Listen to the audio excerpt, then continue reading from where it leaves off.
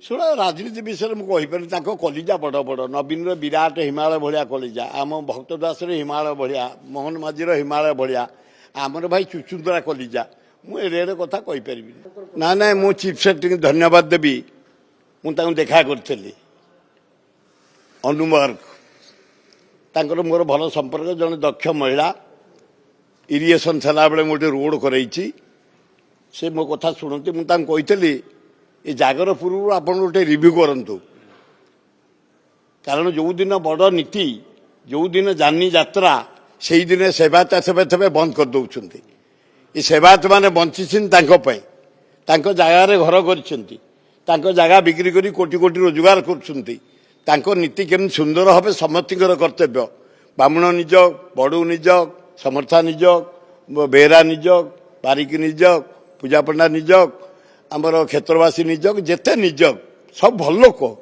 90% ଭଲ ଲୋକ ଠିକ ଭାବେ ନୀତି କରନ୍ତି ଲିଙ୍ଗରାଜର ମୁଁ ସେଠି 20 ବର୍ଷ ଟ୍ରଷ୍ଟି ଥିଲି 60 ବର୍ଷ ହେଲା ଜାଗର ବିଷୟରେ ରଥ ବିଷୟରେ ଆମର ଲିଙ୍ଗରାଜ ଫେଷ୍ଟିଭାଲ ବିଷୟରେ ବୁଝି ଆସୁଛି ପିଲାର ଦିନୁ ମୁଁ ସ୍କୁଲ ବେଳୁ ଗୋଟେ ଭଲେଣ୍ଟିୟର ଲିଙ୍ଗରାଜ ଗୋଟେ ସେବାୟତଠୁ ବଢ଼ିକିରି ଭଲେଣ୍ଟିୟର ଆଜି ବି ସେଇ ଭଲେଣ୍ଟିୟର ଆମେ କଲୁଣୁ ଭଜନ ପ୍ରାୟ 55 ବର୍ଷ ହେଲାଣି ଏ ବର୍ଷ ଆସୁଛନ୍ତି ଆମର ନିତିନ ମୁକେଶ ତା ସାଥିରେ 7 ଜଣ ବମ୍ବେରୁ ଏବଂ ଜୁନିୟର ଅମିତାଭ ବଚ୍ଚନ ଜଣେ ଜୁନିୟର ହେମା ଇଏ ଲତା ମଙ୍ଗେଶକର ଆସୁଛନ୍ତି ଆଉ ରାଜ୍ୟରୁ 42 ସନ୍ଧ୍ୟା 7ଟାରୁ ଆମର ଭଜନ ଆରମ୍ଭ ହୁଏ ଜାଗର ଦିନ ସକାଳ ହରିହର ଭେଟ ପର୍ଯ୍ୟନ୍ତ ପ୍ରତ୍ୟେକ କଳାକାରକୁ ଆମେ ସୁଯୋଗ ଦେଉ କହିବା ପାଇଁ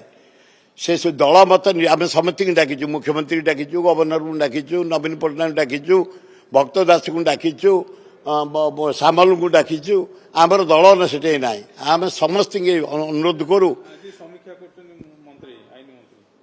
ମୁଁ ଆସି ତାଙ୍କୁ ଦେଖା କରିବା ପାଇଁ ସେଇଥିପାଇଁ ଯେମିତି ଜାଗର ସୁନ୍ଦର ଭାବେ ହେବ ଠିକ ସମୟରେ ହେବ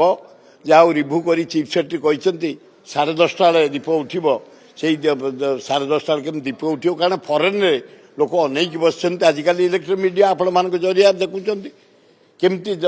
ମାନେ ଦୀପ ଉଠିଲେ ଖାଇବେ 11ଟା 12ଟା 1 ହେଇଗଲେ ସେମାନେ ଅପମାନ ଆମକୁ ଦେଉଛନ୍ତି ଆମେ ସେବାୟତଙ୍କ ଗୋଡ଼ ହାତ ଧରିକି କରାଉଛୁ କର୍ମଚାରୀଙ୍କ ଗୋଡ଼ ହାତ ଧରି କରାଉଛୁ ସେ ଯାହା ହଉ ଆସନ୍ତୁ ସମସ୍ତେ ସରକାର ସବୁ ସେବାୟତ